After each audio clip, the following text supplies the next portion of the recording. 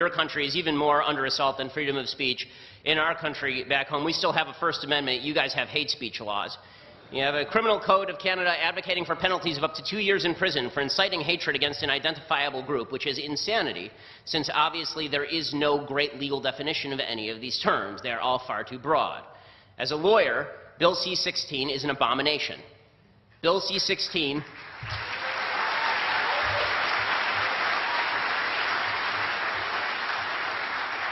which the sponsors of the bill themselves, some of them have said, that it really shouldn't be a problem because, after all, if you make a mistake and mislabel a transgender person, that's okay. But if you do it intentionally, then you can be prosecuted under Bill C-16. I mean, this is a violation of basic free speech principles. It's also a basic violation of science.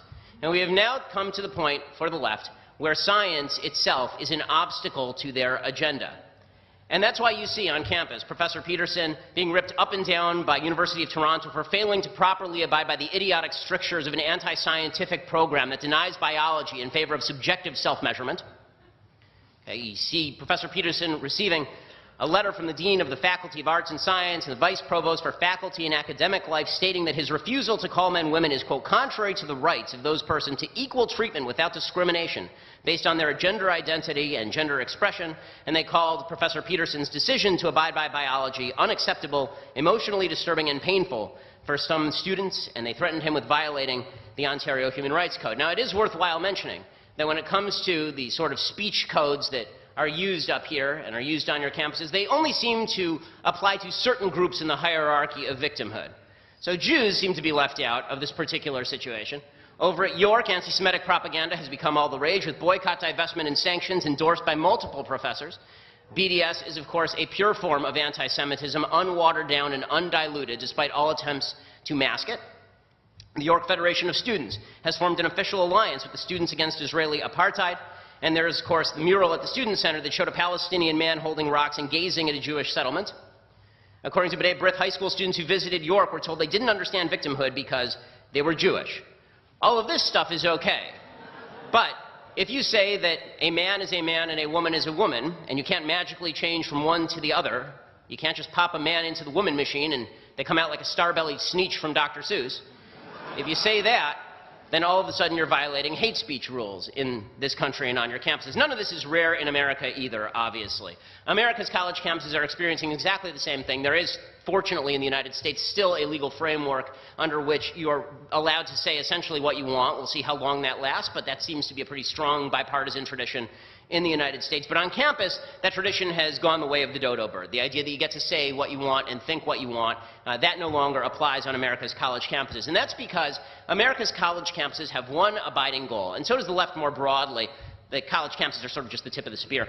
That abiding goal is equality of outcome, not equality of rights, not equal access to opportunity, equality of outcome. That's all that matters. All that matters is that we all end up in the same place. If somebody on the left sees somebody with $5 and sees somebody with $1 in the same room, they immediately assume the person with $5 had best give a couple of bucks to the guy with $1 because he clearly somehow stole from him.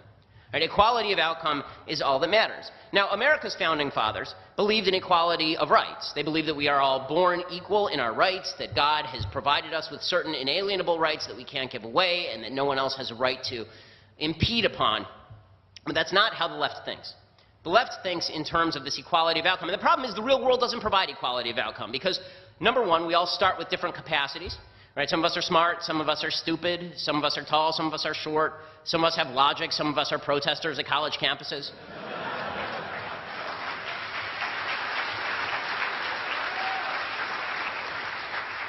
We're not all going to end up in the same place. We choose different career paths, we make different decisions about our lives, we work non-equally hard. And so what the left has decided is that if they can't achieve economic equality, they tried that for a century and it resulted in 100 million people dead. So they said, okay, you know, we'll put that to the side for the moment. We'll come back later with like stupid Bernie Sanders like Justin Trudeau. And Bernie Sanders himself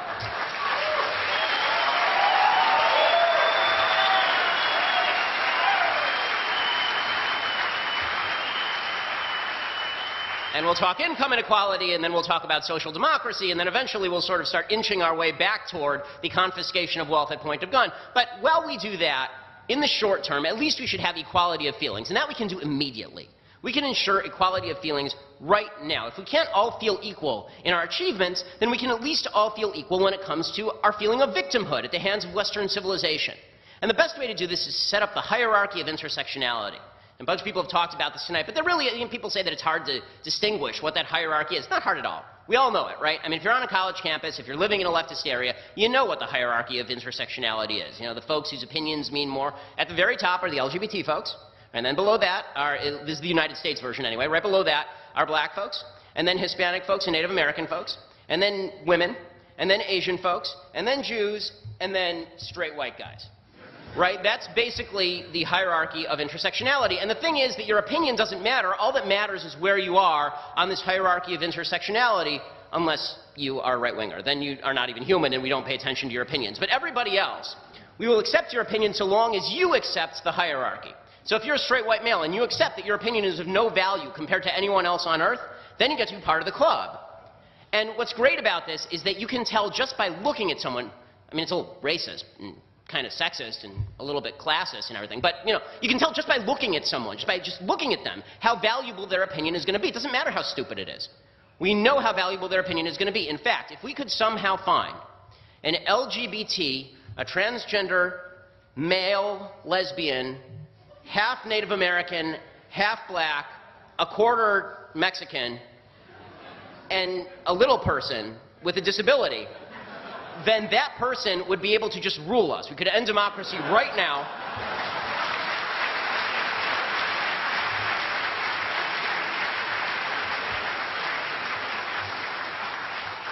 This person would immediately become king or queen. I don't want to be gender specific, and this would be the final.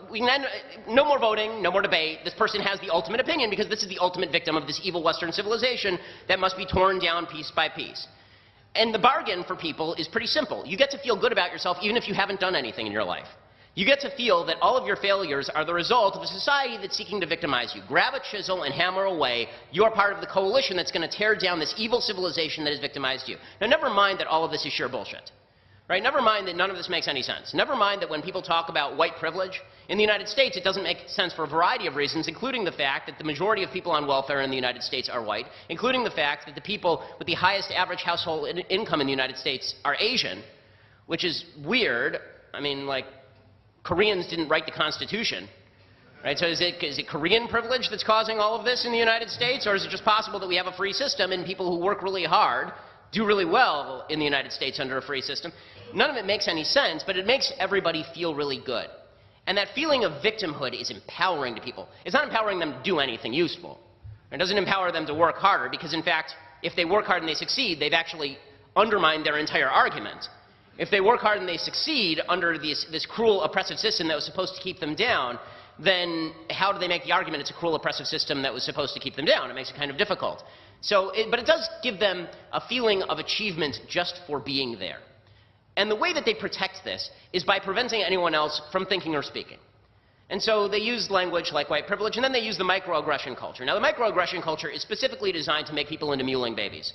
That's what microaggression culture is designed to do. So microaggressions, as you all know, because most of you are college students, microaggressions are this idiotic notion that if someone says something to you that you find insulting, mind you, it doesn't have to actually be insulting, but you find it insulting, subjectively.